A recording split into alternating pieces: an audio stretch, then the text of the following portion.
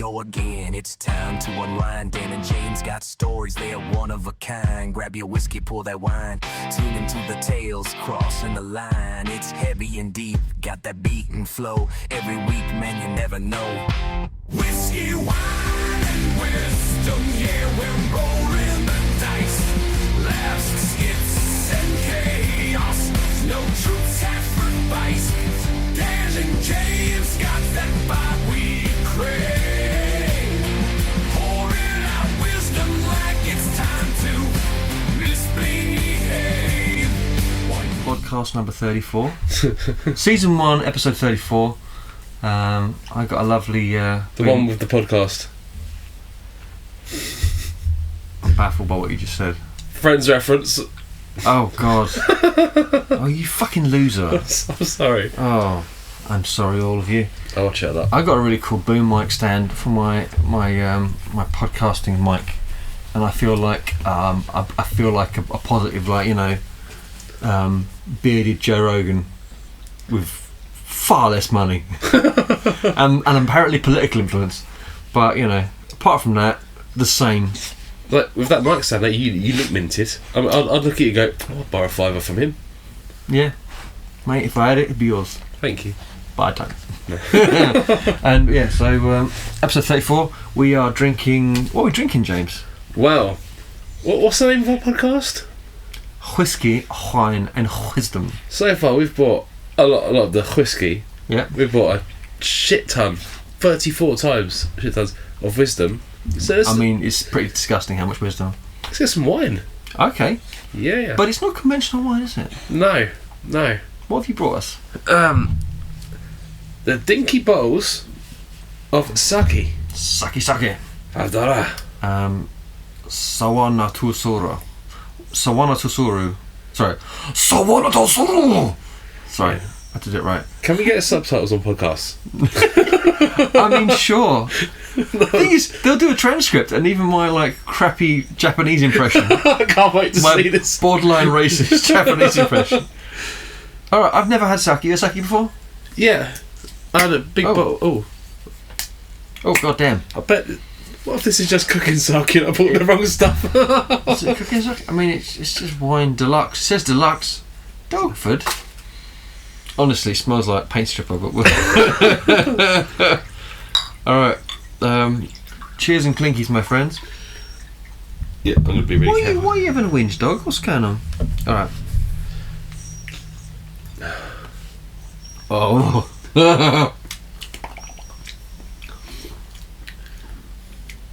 Yeah, remember that paint stripper thing you said? Don't all the listeners will be able to smell you. Oh my god. It's not even, it's like 14.5%. It tastes stronger. I'll say that much. I don't know. But sake is wine, isn't it? Yeah, rice wine type thing, I think. Can you, I mean, if I mix it with Coke or something, am I going to get arrested? I don't know. Like Samurai's going to come and knock down the door and shit at me? No mixeru! Alright, so cancelled again. We've started this on a very bad. I'll put it down for a second. Wait till it kicks in. Yeah. What would you mix? Back there. What would you mix paint stripper with to make it taste? Oh no! Like if you got the No, I know, that's just angry. I'm so mad right now. Oh my god. I know, you're right. It's probably one of these things you just keep drinking it till it makes sense. I mean, the first time you have beer, it tastes like dog shit, doesn't it? Oh, I fucking hated it. When I first had whiskey, I was like, "What in the fuck?" I remember my granddad used to my nan, my mum's mum was Scottish, and she used to cane through Scotch all the time. So she'd have whiskey, and she'd get through she'd get the litre bottles, and it would they'd just go down. I never really saw her drinking it much, but a few times I did. I remember smelling it, and it was it smelled like glue to me. I was like, that's fucking glue. You're drinking glue. And I could never quite work out what she got out of it. And then years later, I'm a bit of a fan. But, you know, that's my Scottish blood. So I never liked whiskey. I did. But Wisdom, you were a big fan of. Yeah, obviously, all the time. That was a dogcast just being a bit of a toilet face today. He's right. Look at that. He's just a bit camera shy, even though there's no cameras. Maybe he's microphone shy.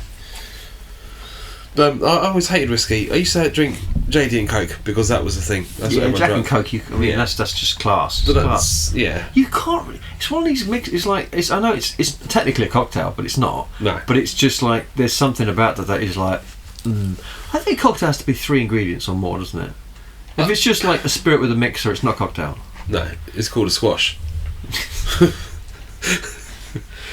Oh dear. Fucking hell. Let's get to the point. Hang on. Yeah. Let's neck back some more sake. Yeah. Aru! There's no wisdom in this, is there? Mr. Sparkler. Oh god damn. Okay. Oh, it's so bad. Oh. Okay. La, la, la, la, la. That's I've correct. got an emergency. What's that? A hazy pale ale IPA, cheeky little biscuit, just in case. But I will not finish. I'm not going to not finish my sake. No. Oh. It's only a small bottle. Come on. No, I'm just aware there's a lot left still. 180ml. Yeah. Oh, good God. No. By the end of it, we'll probably love it. Don't. No. I'm not going to say. Oh, that actually wasn't too bad. Yeah, it's like, ooh, have we got any more? I don't think it's happening. I swear the bottle that I had before, though, when I had sake, it was like a tall green bottle from the actual drinking hole, and it was nice. It just tasted like it's an alright sort of weak wine. There are certain drinks, and you kind of they're always like the iconic ones from these countries. So like ouzo and Pernod, and Yeah. they're the drinks you knock back in a shot glass to prove your art, isn't it? I can't. No Pernod, one's like, no. Pernod, oh, No. ouzo, oh yeah. I've never had ouzo. It's really aniseedy. There you go. That's why then. I hate aniseed. That's I've got some downstairs. that's right. It's in a really cool glass. Never opened it. It's too cool. Might wash away the taste of the sake though. Yeah, well, it will. Fucking hell. Wash away all tastes. You I never just- taste anything again. I just remember it from bottom. That is always the only Yeah. reason I know ouzo is. Yeah. I remember someone at a bar, this proper, I don't say slag, but she's like, can I have some ouzo and Coke? And the guy behind the bar was like, oh, he was like quite impressed. Yeah. And I was like, oh my god. It made me giggle, because I was just like, ouzo and Coke. No. And I mean, I know people like that, that's like, but I guess it was her thing. Anyway, we are tangenting off the bat. So this week, I've got another one of my serial killer little spiels. I'm quite happy with it. It's a bit nasty. I did want to say it. I might have had a taster of one of your things, but I don't want to use that with the fact that I heard. I don't want to. No, I'm not going to say. There's a anything lot else. more, mate. There's a lot more. Oh. And I gave him a little snippet the other day. I was like, oh, this is a one line from it, and he went, oh no. So yeah, no, it's fun. It's fun. It's just nasty, but educational. You'll learn some things. Yeah. And honestly, right? Yeah, there are psychos in the world, but they're of note, and the fact that they're of note means they're not normal, and that's kind of good because it means most people aren't mental serial killers. So I learnt something though. please Ready? go on. 1, 2, 3, spaff. 1, 2, 3, spaff. No, fuck's sake. No, you won. Did I? Yeah, I did. Yeah. Yes. Oh. I'm so used to losing. I just won bucket. It didn't even occur to me we'd won. That is only because at your birthday, it's like I ran out and shouted at you. 1, 2, 3, spaff. And Yeah. I won. But then when we sort of go, let's try again. Ha ha ha. And then you lost 3 times in a row. I lost 2 times in a row, so it's Three got to be times in a row. Sorry, okay. 3 times in a row. So I know. But you Wait, just won. yeah. You go first, mate. That's it. Let's put pause right now, Okay. so you can put some like applause. Ready? Ready? I won.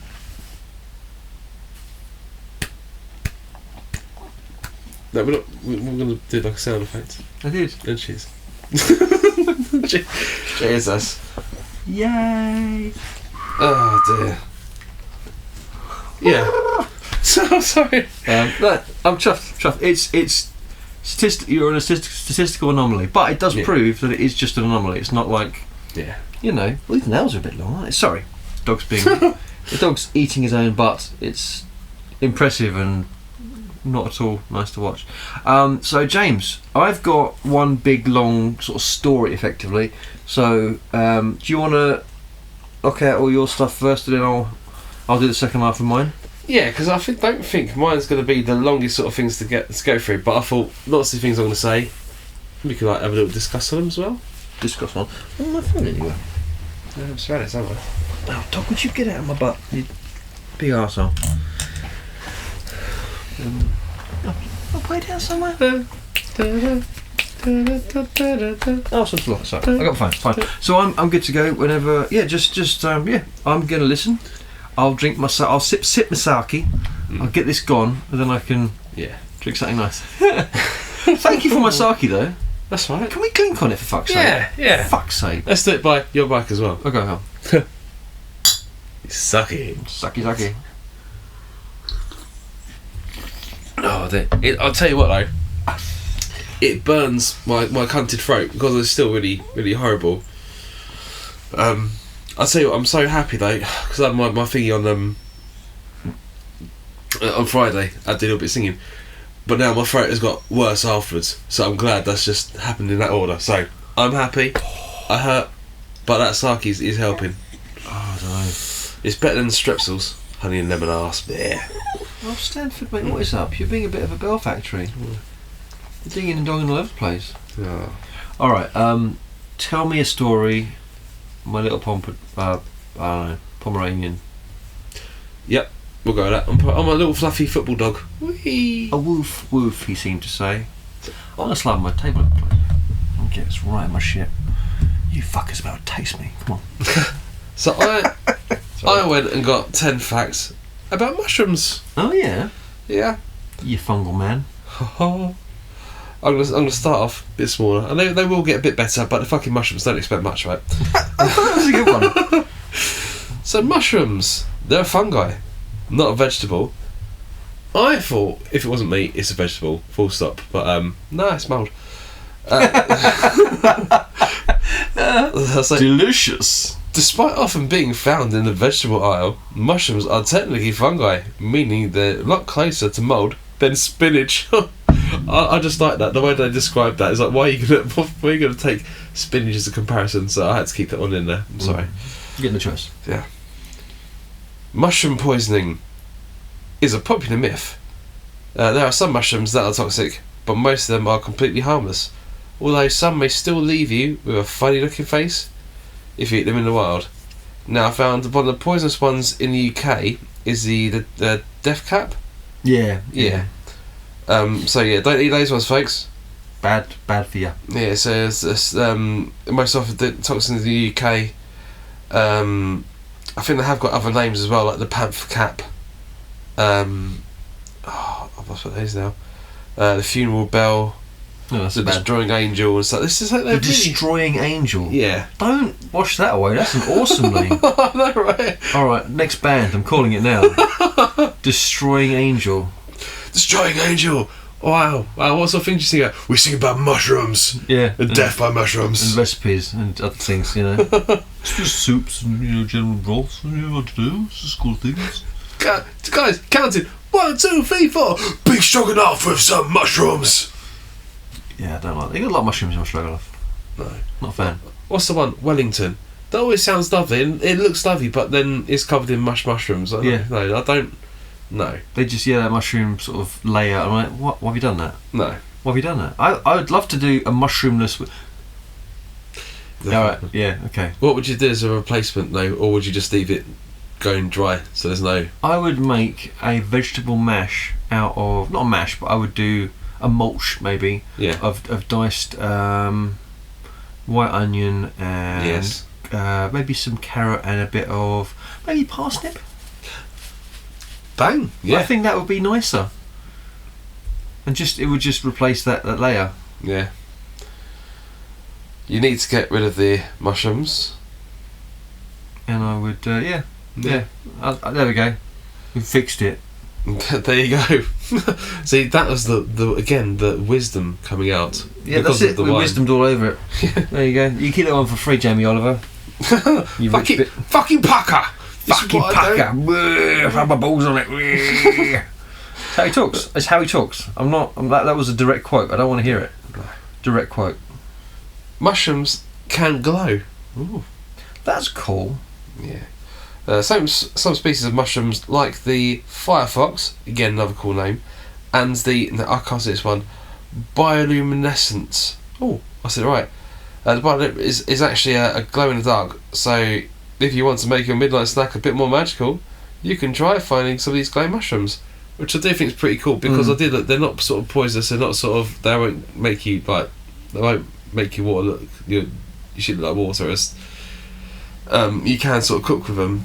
Because I tried looking up about if it would actually make like your food glow, but yeah, if you're going to put too much other stuff with it, it won't do. It's just like if you just have the mushroom, make your beef Wellington glow.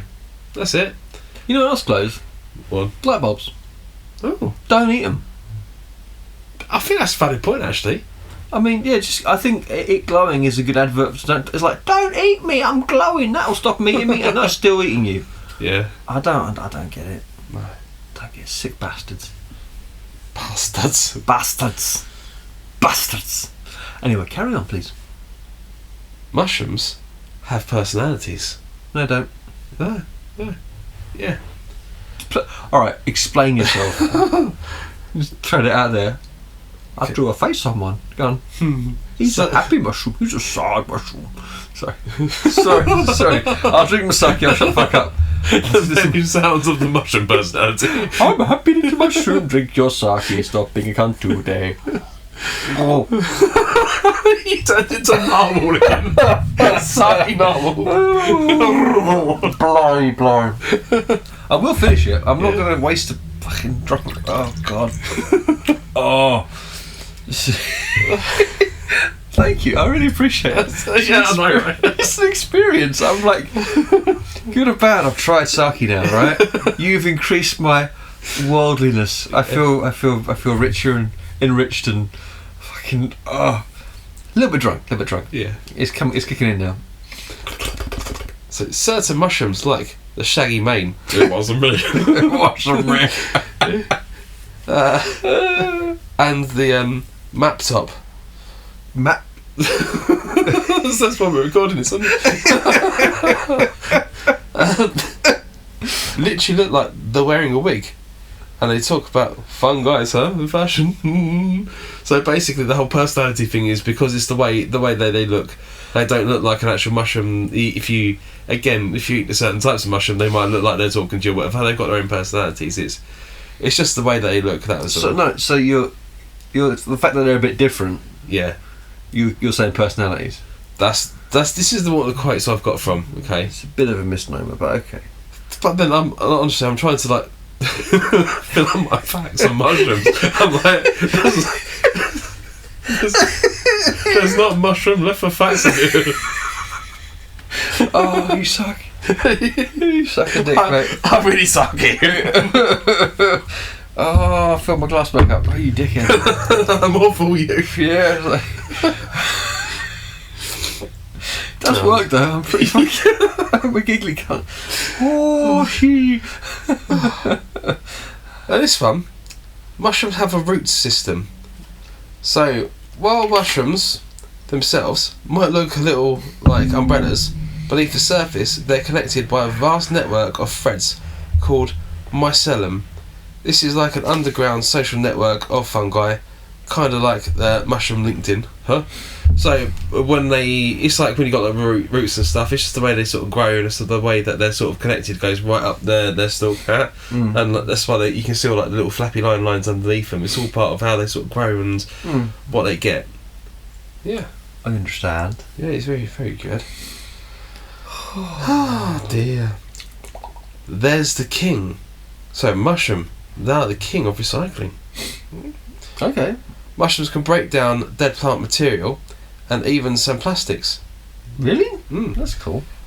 So they say they're like the eco warriors of the food world. I think it's just whatever's in them as they sort of decompose and stuff. The chemicals that they get, they can break down a lot of things. Part of like the whole composting thing. Poo. Yeah, basically. They grow on poo. Yeah. That's their sole purposes. I mean, honestly, right, that argument is, yeah, it's fine, but like, what other things are like drawn to shit, like flies and stuff? You think, I don't know, they don't get points for like, oh, you recycle, you do, and they do. Yeah. But they just, it's because they're like, I love shit, really. And that's basically what mushrooms are. They are. You better put them on your pizza. Oh, Sick bastards. again, you made some fantastic pizzas today in your pizza oven, Thank you, man. but it's just why you had to cut up some mushrooms for certain people of the group. I don't know, man. Look, no one's perfect, and they're on their journeys, right? Yeah. They're not there yet. They're not yet there. No, I can't. Wow, fucking sake, man. Like, it's not as strong as you, but it's fucking jeez. What? It's not strong. It tastes strong. I think it's the placebo effect, you know. Oh, I don't know. I was giggling my ass off just now. I was like, no, I do feel silly. Okay, no, it's clearly that's why they have it. Yeah, and I was drinking it fast as well because I'm trying to get it gone. Yeah, I know what you mean. I'm just like, end you fuck. But Heard that. I forgot what we were saying. Oh yeah, mushrooms, pizzas. Yeah, I don't know. These women, they're trying their best, right? Yeah. I don't want to sort of say it's a gender thing. It does seem to be though. Yeah. I don't know many men. We're in a band of 5 men, aren't we? Yeah. Not one of them is a fan. No. Not every single one of us like throw that shit on the floor. Can I have some of that mushroom, please? And you just throw it straight in the bin. Like, cheers. And you got any more? You're like, no, stop it. It's just they don't want it, and that's weird. 5 people in a row. So the love of like heavy music and mushrooms, and not disliking mushrooms seems to be. There's a tie. There's something there. I like infected mushroom. I do too.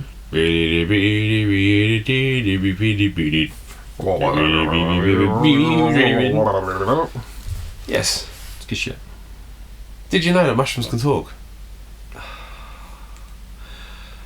Mushroom lives matter. Okay, so it's not exactly talking, but they do communicate using electrical signals through the mycelium networks. Scientists have compared this to how the internet works. It's just without memes. So when you say that the whole that fact that I said before, the whole routing thing, it's basically how they connect and they send Just like electrical fibre signals. optics, yeah. So it's basically just like a. Is it basically that big tree from Avatar? Yes, Okay, cool. that is what the whole premise. Did you know that Avatar was actually based on a mushroom?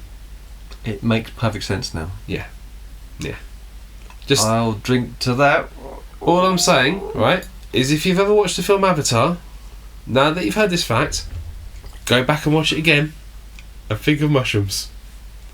Just saying.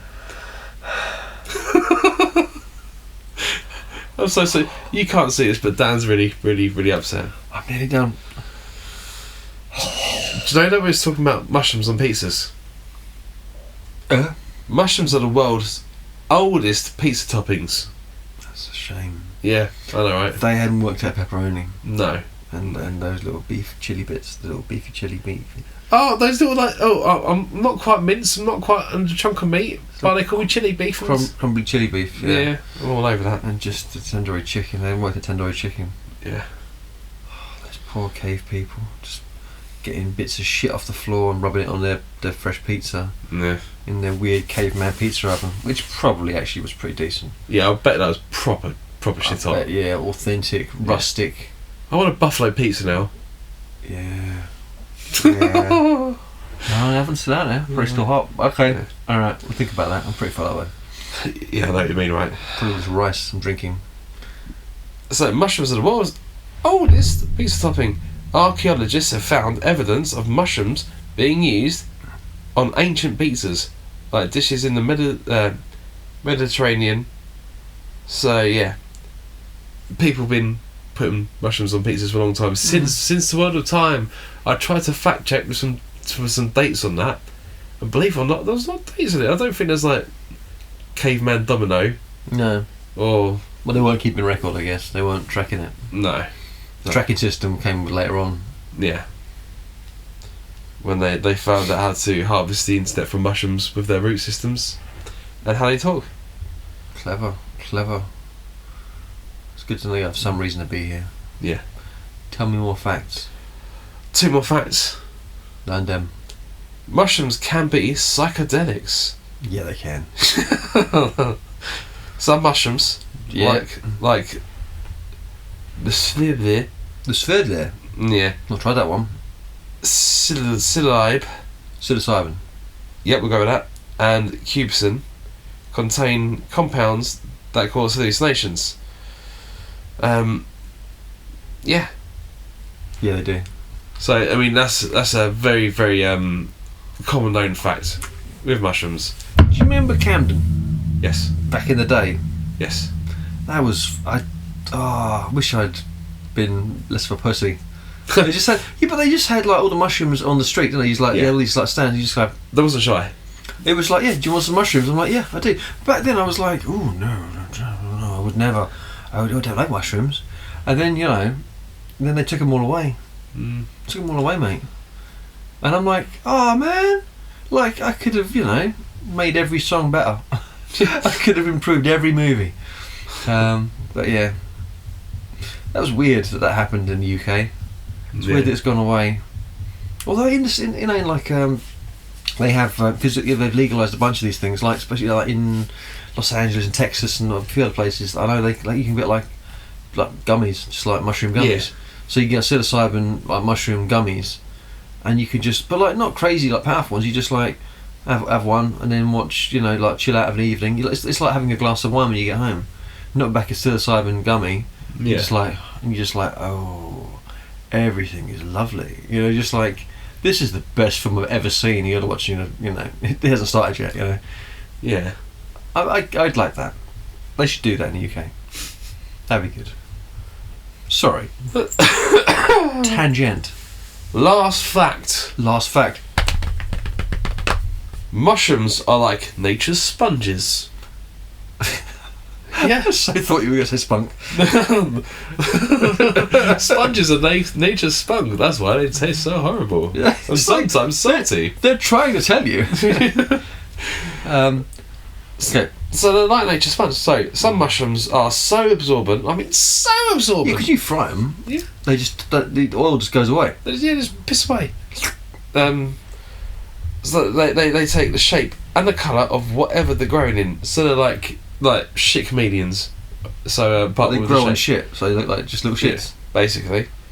That's so why they it's- look so disgusting. Well, it's because of the air. They're just like, I'm a mushroom. I can do anything. I could be a dinosaur. I could build a building. No, I'm a bit of shit. It's me. It's what I do. So if you had the same, like I suppose, fungal spore, and you put it, and it grew in like a stack of dinosaur shit or something, or it grew over here in in a orchard with some apple trees and stuff, and you pluck both those mushrooms, they would be very different mushrooms, I assume, because one is made of shit. I don't know. I reckon we need to test that. I'm not testing that. No, I'm not. Maybe we should hire someone to test it. Who gives a shit? Well, we have to get dinosaur shit that's fresh, which is Yeah. so what we have to do is basically Jurassic Park it, so we can make this, we can try this little theory out and go, it's slightly different actually. All right. So Meanwhile, the world is being taken over by velociraptors and shit. no, we'll do it. What we do is we build a fence. Yeah. Right. And I'll tell you what. We're gonna do this Jurassic Park mushroom thing. But what we need to call someone out. Yeah. Jeff Goldblum. Please get in contact with our podcast. We can do the shit. He'd do it. Yeah. I tell you what, the old Hashtag Jeff Goldblum. hashtag just Goldblum, yeah, because he's a bit of a ledge, sexy bitch, isn't he? But it's Jurassic Park, right? Yeah. Every time it goes wrong in those films, it's because something catastrophic happens and goes wrong, right? It's always the way. Yeah. Life finds a way. It's like. But it's just. That was so funny. But in those films, in reality, if you'd make some dinosaurs, you're like, oh no, you just have you put like a little chip in their head, and if they start they're misbehaving quick, you just blow it up, really. Or you just shoot them in the face with a shotgun, because that would work. Yeah. We've got really big guns now. Yeah. I don't think it would actually be a problem. I think they'd just be like, oh, I'm just gonna shoot them, because it's like, I don't care how big dinosaur is, machine gun's a machine gun. Yeah. I'm sorry guys, we're too powerful.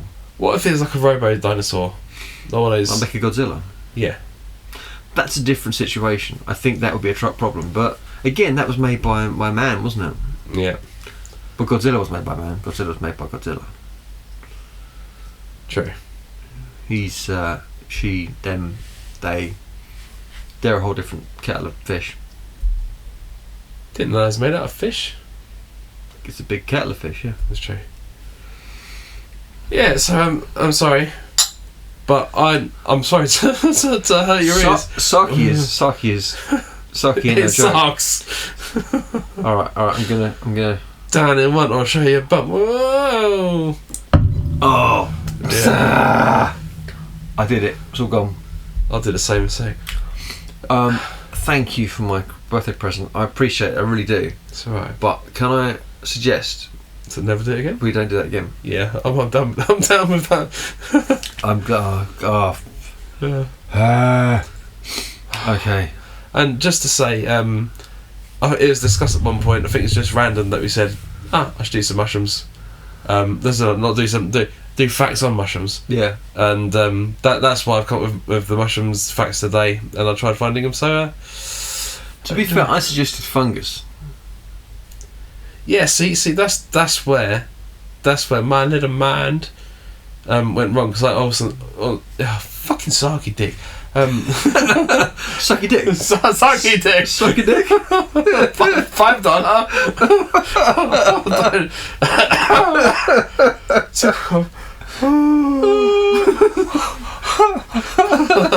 Yeah. So, Okay. I get mixed up. I think they're the same thing.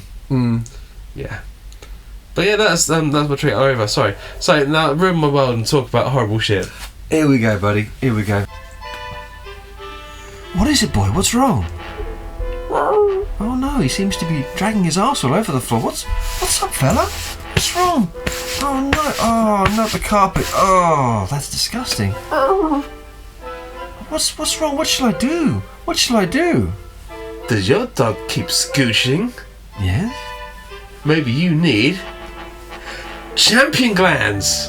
What's that? What's that? Please tell me if it helps. It's a simple ointment that you put on your dog's ass because he might have worms, but we need to get rid of those. Oh no. That's why he's scooching. He's got an itchy butthole, but he could be a champion with champion glands. I do want his glands to be the best they can be. No more skids on your carpet, sir. Just champion his glands and make your life grand. I'll get my gloves. That's it, let me just get rid of this horrible shit before you talk about the horrible shit. Yes, drink your horrible shit so you can, Oh, fuck. It's heavy, strong. Cute little glasses, though. They were glasses. Okay. Let me set the scene. My serial killer's number 2, #2. It is the state of Wisconsin. Beautiful place. It is the evening of November 16th, 1957, and the Walshara County Sheriff's Department approaches the Guine farm, searching for evidence related to the recent disappearance of Plainfield hardware store owner Bernice Warden. Immediately once there, a sheriff's deputy discovered Warden's decapitated body in a shed on the farm, hung upside down by her legs with a crossbar at her ankles and ropes at her wrists. The torso was dressed out like a deer.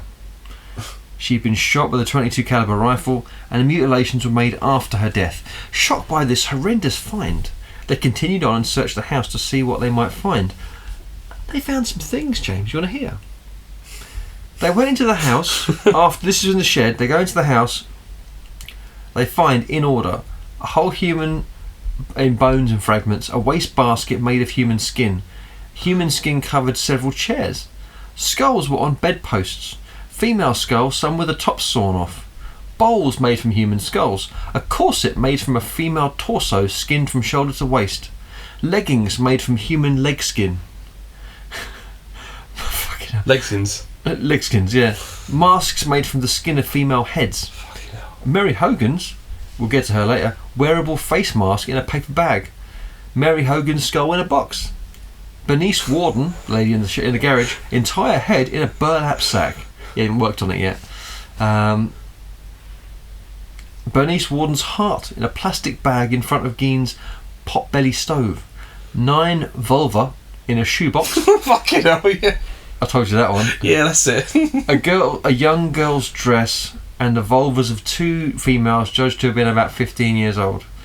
A belt made from female human nipples. 4 noses. A pair of lips on a window shade. Drawstrings.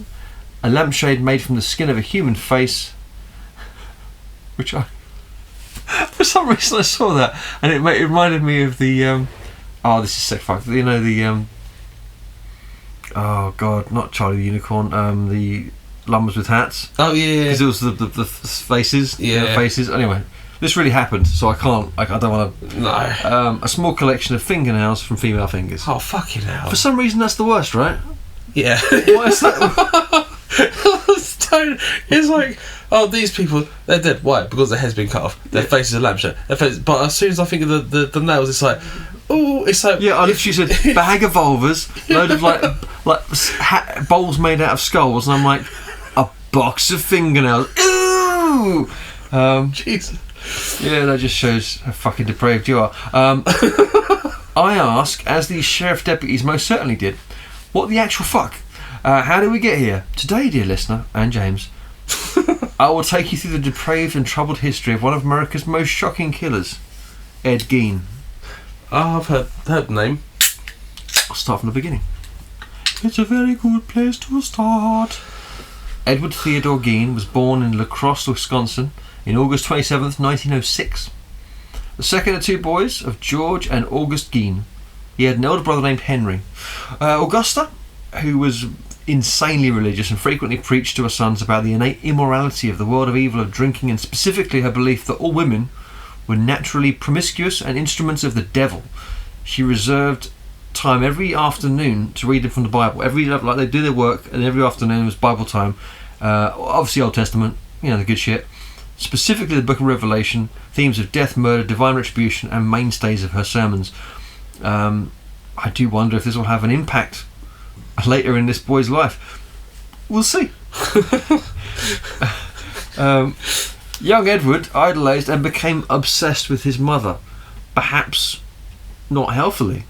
Augusta hated her husband, an alcoholic who was able to keep a job. He'd worked in various times as a carpenter, tanner, insurance salesman, various other jobs as well.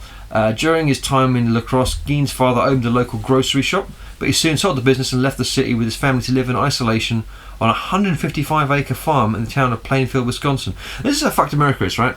You can own and live on a 155-acre farm and still be considered to be a deadbeat loser. Yeah. Like 155 acres, that's insane. Became the permanent residence.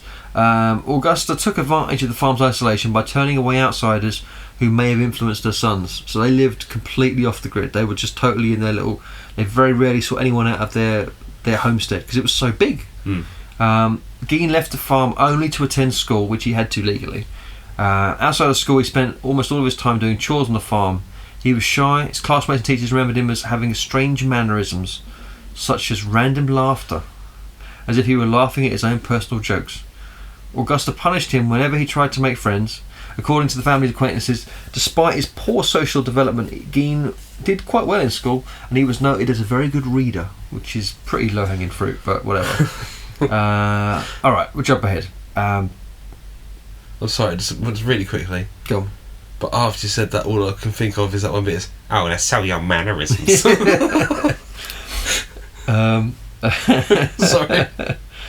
I'm gonna say I've fucking scrolled it. Okay, jumping ahead. April 1st, 1940. Ed's deadbeat father dies of a heart attack. He's 66.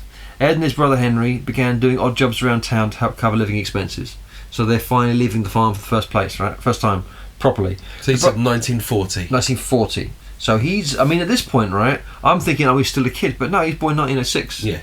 So, I did actually mention that. The brothers were generally considered reliable and honest by the rest of the community. It's worth noting by this point, Ed Gein was 34.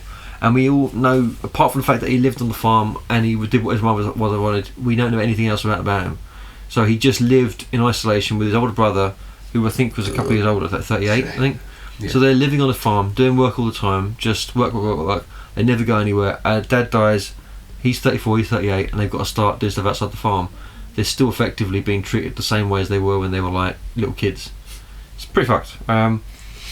So after his father's death, he and his brother worked as handymen. Ed also frequently babysat for neighbours, which is fucked because of what happens later. But he's like a babysitter. He enjoyed, and also if I need someone to babysit my kids, I'll get the weirdo from the farm up the road who's approaching 40. No, It's like, the fuck you will. I'll leave him with the horse, actually, because the horse ain't gonna fucking. Yeah, I mean. Anyway, he enjoyed babysitting, seemingly easy, making it easy to relate to children more than adults. And he began dating a divorced mother of 2 and planned to move in with her. He worried about his mother's attachment to the his brother's. Oh no, sorry, this is Henry. I'm getting mixed up. Sorry. So Henry, the older brother, starts dating someone. Henry seems to be getting his shit together. He's a few years older, but he's approaching 40. Moves in with his divorced mother of 2, and he plans to move with her. He worried about his brother's attachment to their mother and often spoke ill of her to Ed, who responded with shock, hurt, and later responded with. When he talked about this later, he was quite angry about his brother's attitude to his mother. He was very, very into his mum. Yeah. Not cool. So, alright, May 16th, 1944. So, this is 4 years later. So, he's 40 now. Ed Gein is 40. And his brother's older. His brother's, I think, a few years older. Ed was burning away marsh vegetation on the property.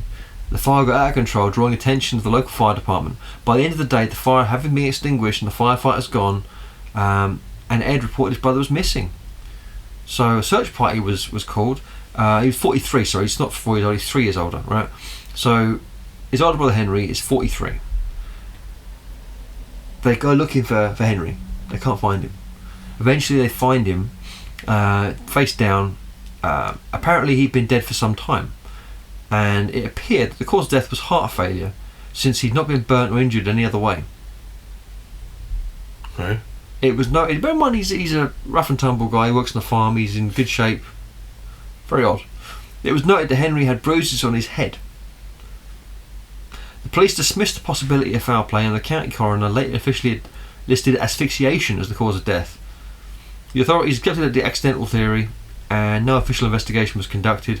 No autopsy was performed, and although never confirmed, given what comes later, it wouldn't be a massive stretch to say that Ed totally fucking murdered his brother, right? Yeah. And that was probably, again, this is all conjecture, probably, I mean, I want to fucking oh no, I don't want to upset the long dead Ed Gein, but spoilers, sorry, but it's probably 1906. I mean, that's not that is not but it wouldn't be a massive stretch to say that he murdered his brother. I think that's quite reasonable to say at this point.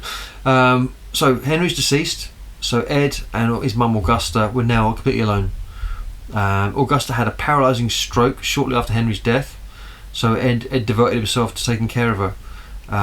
Sometime in 1945, so he'd be 41 at the time, he later recounted he and his mother visited a man named Smith who lived nearby to purchase straw. According to Ed, Augusta witnessed Smith beating a dog. This is a story he tells later. A woman inside the Smith residence came outside, yelled to him to stop, but Smith beat the dog to death. Augusta was extremely upset by this scene. However, what bothered her was not the appear to be the brutality towards the dog, but rather the presence of the woman. Augusta told Ed that the woman was not married to Smith and so had no business being there, and angrily called her Smith's harlot. She had a second stroke shortly after this on the way back, and her health deteriorated rapidly. She died on December 29th, 1945, at the age of 67. Ed was devastated by her death. In the words of the therapist who dealt with him later, he had lost his only friend and his only true love. He was absolutely alone in the world. His brother was dead, probably because he killed him, because he was bad-mouthing his mum. Yeah. And then his mum died. His dad died ages ago, but he was a piece of shit anyway, right? So he's completely alone, 155-acre farm on his Todd. This is when Bibble would begin if it was going to. Okay. Lone question later, Ed Gein told investigators between 1947 and 1952 he had begun to make nocturnal visits to local graveyards to exhume recently buried bodies while he was in a daze-like state. On about 30 of those visits, he said that he came out of the daze while in the cemetery. He left the grave in good order and returned home empty-handed. On other occasions, he dug up the graves of recently buried middle-aged women he thought resembled his mother and took the bodies home, where he tanned their skin to make various paraphernalia. I spoke about it earlier. He admitted to stealing from 9 graves and led investigators to the locations. Alan Wilimowski of the State Crime Laboratory participated in opening 3 test graves identified by Geen.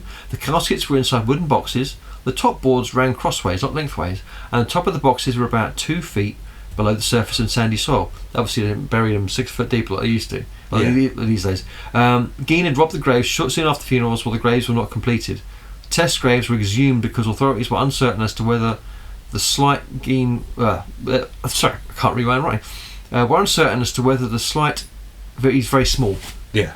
The very small Geen was capable of single-handedly digging up a grave during a single evening. Basically, they used to part fill these things and then fill them in the following day. So he'd go when they were part filled and just, then fill them in again. Anyway, they were found as Geen had described. One casket was empty, the other casket contained Geen's crowbar, which he'd left there, and the final casket saw most of the body was missing. Yet Geen had returned rings and some body portions to the grave. He didn't want the paraphernalia, he just wanted the body. It was so fucked. So his confession was largely accepted. They didn't look beyond that point because it was like, this is gnarly. No one wants to be doing that when you have to, right? No. Anyway, soon after his mother's death, Geen began to create a woman's suit so that he could become his mother. Fucking hell. To literally crawl into her skin. He denied having any sex with the bodies he exhumed, explaining, they smelled too bad, I wouldn't do that. Oh, of course, absolutely. Fucking hell. This is so fucked, right? This is like... this is all screaming House of Thousand Corpses, I'm just saying. I mean, but this really happened. Yeah, exactly. It blows my mind. This is the sort of shit you see in one of those films. During State Crime Laboratory interrogation, Geen also admitted to shooting 51-year-old Mary Hogan, a tavern owner who'd been missing since December 8th, 1954, whose head was found in his house, but he later denied memory of details of her death. I don't know, just got on with it, right? 16-year-old youth whose parents were friends of Geen, who attended baseball games and movies with him, reported that Geen kept shrunken heads in his house, which he described as relics sent by a cousin who had served in the Philippines during World War II.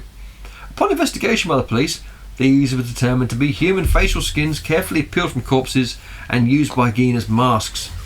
During questioning, Sheriff Art Schley reportedly assaulted Geen by banging his head and face into a brick wall. As a result, all of the stuff you just heard from Geen's initial confession was ruled inadmissible. Oh, Jesus Christ. I know, right? Schley, the policeman, died of a heart failure in 1968 at the age of 43 before Geen's trial. Many who knew him said he was traumatised by the horror of the crimes, and this, along with the fear of having to testify, especially about assaulting Geen, caused his death. Yeah. I mean, he was 43. It's fucking crazy. In addition to the murders of Hogan and Warden, Geen was also considered a suspect in several other unsolved cases in Wisconsin. In 1957, authorities confronted Geen with a list of missing persons cases that had occurred between the death of his mother and Warden. Their suspicions were further aroused by the discovery of Hogan's remains. However, lie detector tests, which don't prove shit, seemingly exonerated Geen of any further murders, and psychiatrists concluded that his violence was only directed to women who physically resembled his mother. They include. This is what he did. So, oh, fucking hell. I don't like your reaction to this. Sorry. No, this is awful. This is awful, right? Because most of them, right, digging up bodies, it's fucked. But, oh, you're a sick cunt, but no one's getting hurt. And then, honestly, like, the shit he did later is like, but like they're older people, but... Georgia Jean Weckler, 8 years old, fucking hell, disappeared in her farm home in Fort Atkinson at approximately 3:30 on May 1st, 1947. She was given a lift home from grade school in Jefferson by a neighbour who dropped Weckler off at a lane that led from US Highway 12 to the Weckler farm. Weckler was last seen pausing to open the family mailbox and removing a stack of mail. She was never seen after that point. Witnesses reported seeing a dark-coloured, possibly black 1936 Ford sedan with a grey plastic spotlight, random deal, in the vicinity that afternoon. It matched Geen's car. Evelyn Grace Hartley, 15, went missing while babysitting a 20-month-old girl at the home of La Crosse State College professor Viggo Rasmussen on the evening of October 24th, 1953 in La Crosse. That evening her father Richard called the Rasmussen house several times after she failed to check in as planned at 8:30 p.m. He received no answer. Concerned, he drove to the Rasmussen house to find the doors were locked, the lights and radio on, and the items were scattered all over the house. Living room furniture had been moved around to different places, as were Evelyn's school books. Richard found her shoes in different rooms, one upstairs and one downstairs. He also found his daughter's broken glasses upstairs. Richard did not find Evelyn in the house. After his arrest, Gein was questioned regarding her disappearance. However, he denied involvement in the disappearance and passed 2 lie detector tests, which again proved jack shit. Yeah. They're the least effective form of any kind of... Yeah, but anyway. Police found no trace of Evelyn's remains during a search of Gein's property. These are all suspected things he did, right? Yeah. Victor Harold Travis, 42, a resident of Adams County, went off to hunt deer in the company of acquaintance in November 1st, my birthday, 1952. In the late afternoon, the pair stopped for refreshments at Mac's Bar in Plainfield for several hours. At around 7 p.m, they both left the bar, got into Burgess's car and drove away. The hunters, along with the car he was driving, were never seen again, and no trace of them was ever found. Now, this guy's a piece of string, you know. Yeah. You know, a string of piss, right? So I don't think he's taking down these 2 hunters in their car. I don't think it's happening.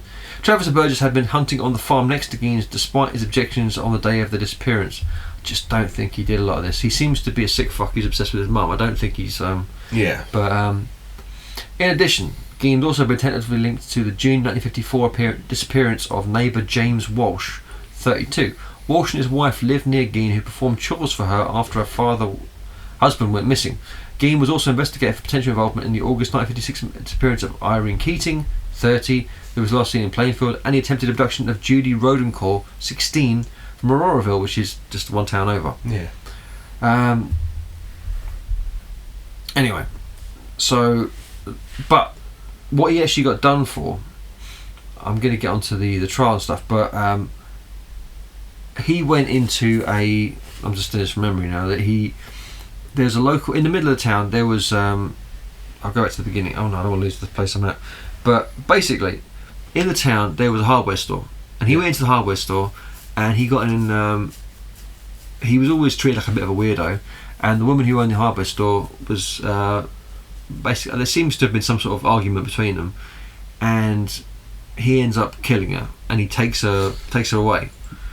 He's a hardware store, I don't know exactly the method of it, and then off the back of that, that's what the police use as evidence. They're like, well, we know, because it was an older lady, the one they found in his garage with the upside down head. Yeah, so that was the woman she was having an argument with. So the son of her comes back. He says, like, well, I know Ed was here earlier. He was in here. They were having an argument. He knew that. Then he fucked off. Little does he know, he's like, his mum got murdered and taken away, and was getting like cut to shit in the back at the Gein farm down the road.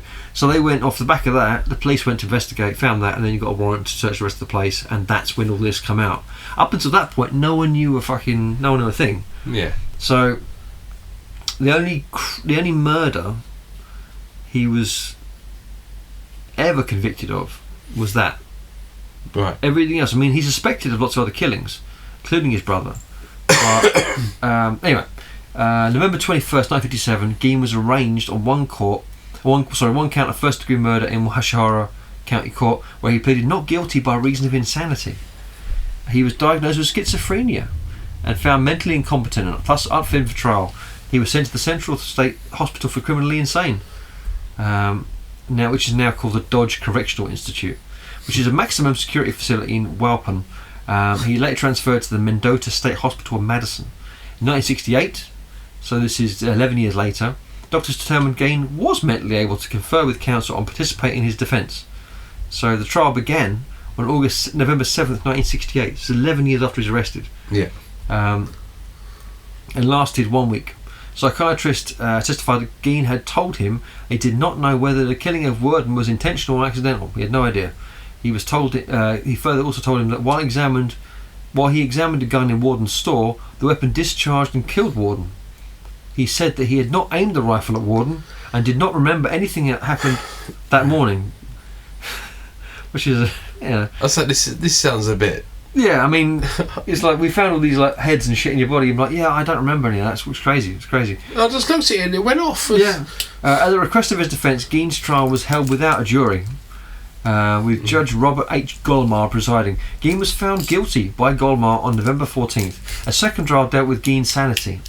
After testimony by doctors for the prosecution and defence, Gomar ruled that Geen was not guilty by reason of insanity and ordered him committed to Central State Hospital for the criminally insane, and he spent the rest of his life in mental hospitals.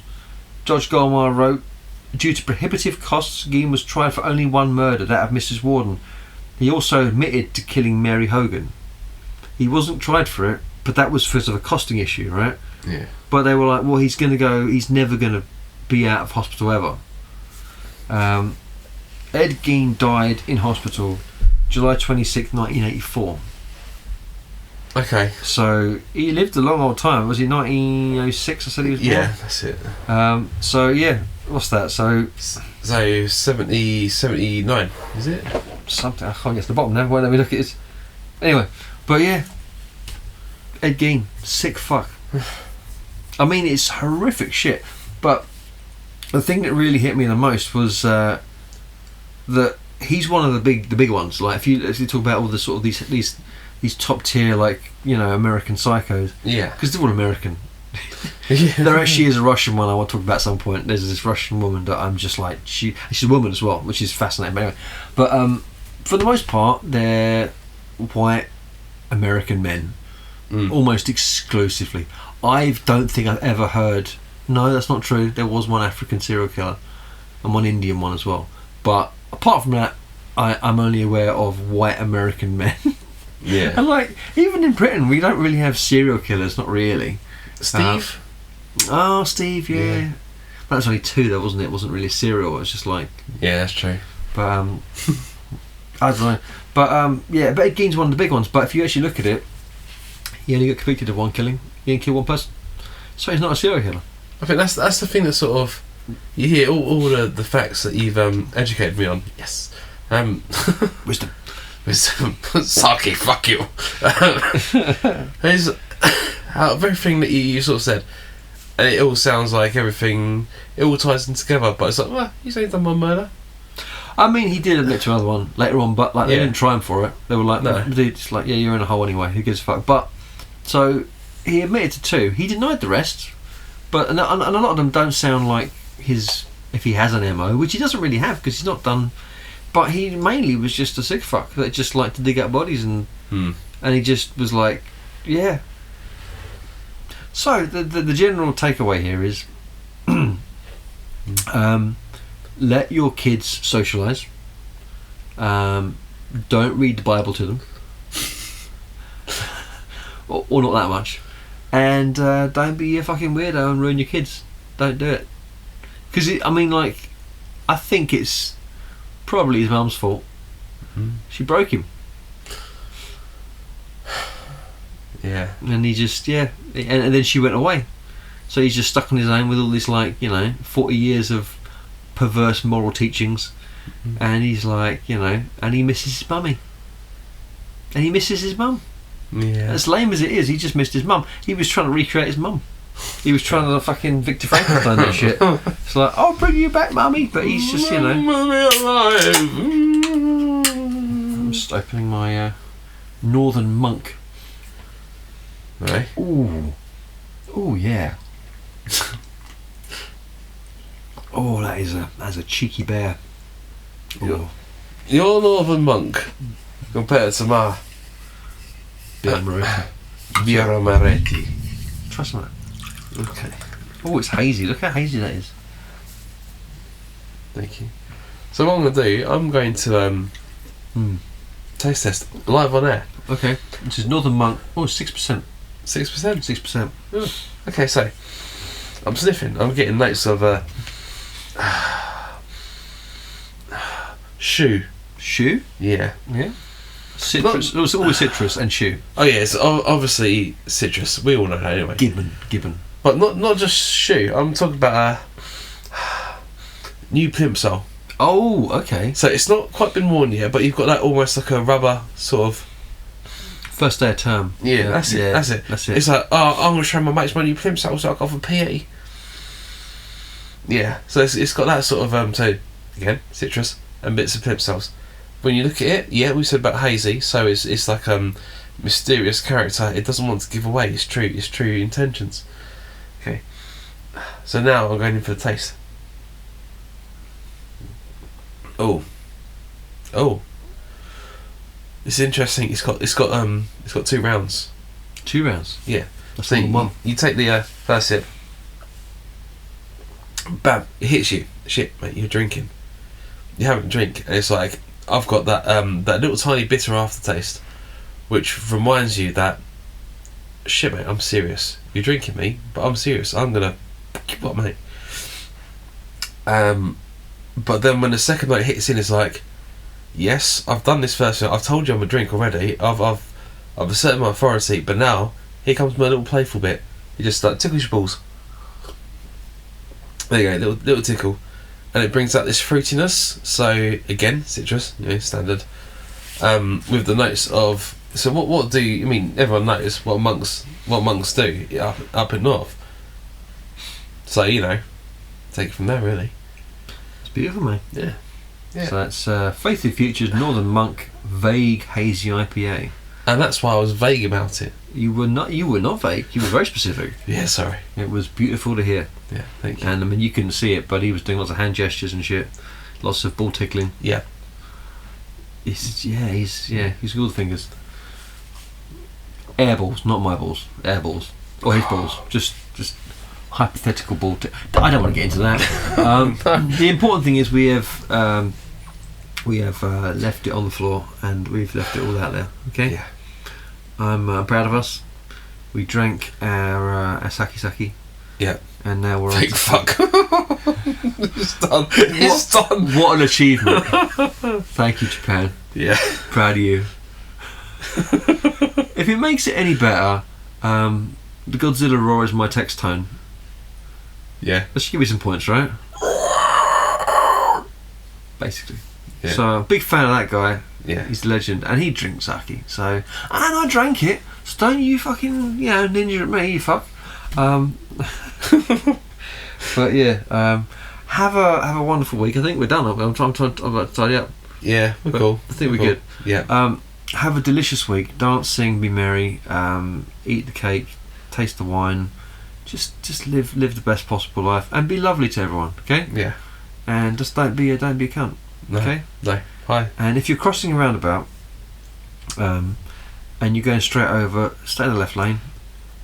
Yeah. Don't go in the right lane to go over straight forward a roundabout. It's the wrong lane to be in. You're fucking driving wrong. You're a Yeah. piece of shit. You need to fuck off. You need to sort your life out. Unless you're in a country that drives to the other side of the road. It's different. You know I didn't mean that. Right? I know, but I'm just trying to. Unless you're crossing over and they also have 2 lanes the other side, right is to go right. Don't fuck about. You know that's right. Okay? Highway code. Hashtag highway code. Hashtag you being a dick. And hashtag Jeff Goldblum. Let's make this dinosaur mushroom real. Mushroom dinosaur. Yeah.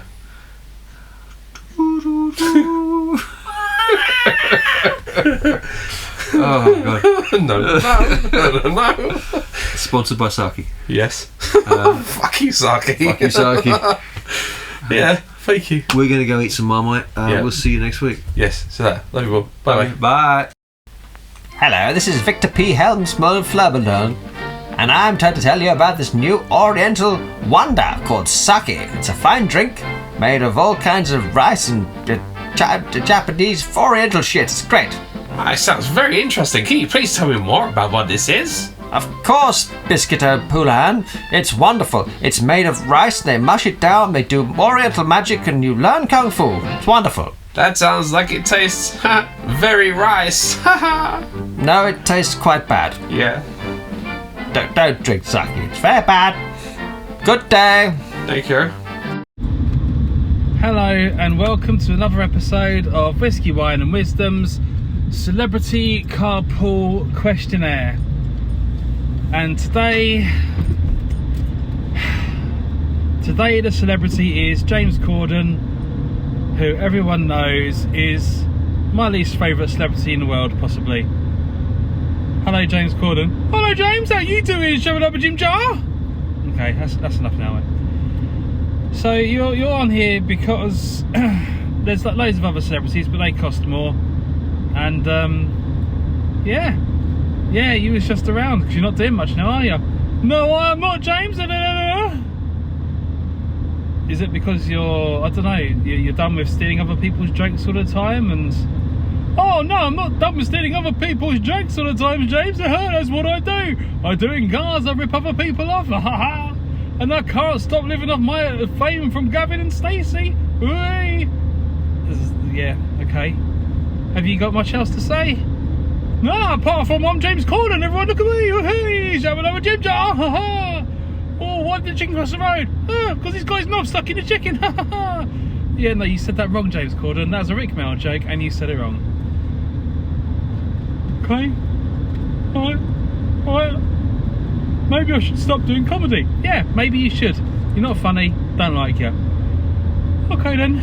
Alright, thanks, James. Maybe Whiskey, Wine and Wisdom's put me straight on the straight and narrow. Maybe I don't need to do this sort of stuff anymore. No, you don't. You're done, mate. See you later. Alright, see you later. Maybe if I'm going to do a Gavin and Stacey reunion, maybe. No, don't do it. It's rubbish. Alright then. Goodbye. From Whiskey, Wine and Wisdom, James Corden, fuck off. Everyone else, speak to you soon. Bye bye.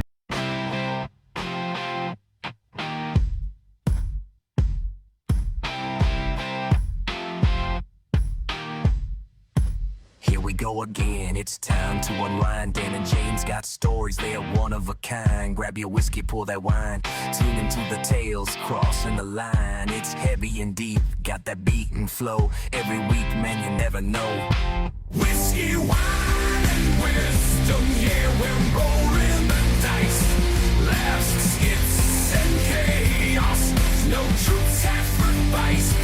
Dan and James got that vibe we crave. Pouring out wisdom like it's time to misbehave.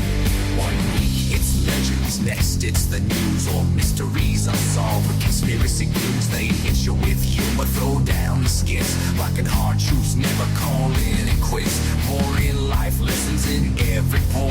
They're the real deal, man, you can't ignore. Whiskey, wine, and wisdom, yeah, we're rolling the dice. Laughs, skits, and chaos, no truth sacrifice.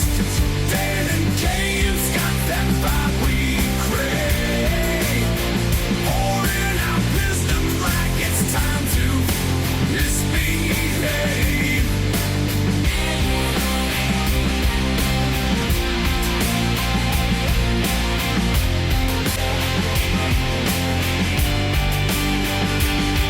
Get a taste of the madness, a hit of the truth. Dan breaks it down while James gets loose. They're spilling the drinks and raising the stakes, keeping it real in the world. That's whiskey, wine, and wisdom. Yeah, we're rolling the dice. Laughs, skits, and chaos, no truth sacrificed. Dan and James got that vibe we